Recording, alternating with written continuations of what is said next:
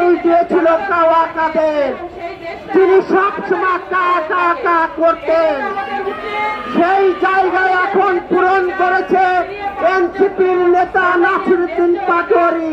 তিনিও দেখছি এখন কা কা করছেন, বিএনপিকে সবক দিচ্ছেন।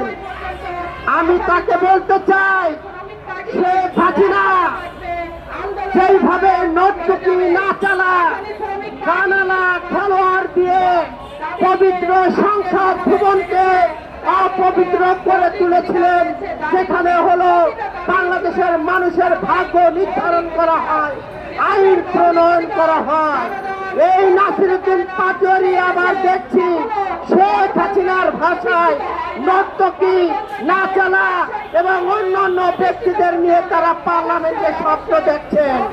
তিনি গতকালকে বলেছেন তাদের নাকি 1100 সংসদ সদস্যের এমপি বিক্রি হয়ে গিয়েছে। নাসিরউদ্দিন পাটোয়ারি, তাহলে তো আপনার আর টেনশন নাই, আপনি কাওয়া কাদেরের স্থান পূরণ করছেন।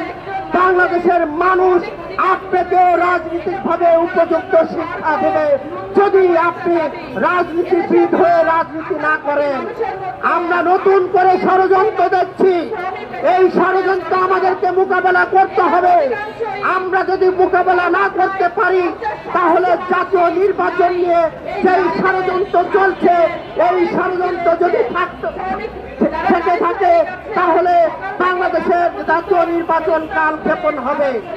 বন্ধুরা, আমরা এখানে যারা আছি আজকের যে দাবি নিয়ে, এই দাবি আমাদের একক কোনো দাবি নয়, এই দাবি বাংলাদেশের গণমানুষের দাবি, এই দাবি বাংলাদেশের সার্বভৌমত্বর দাবি।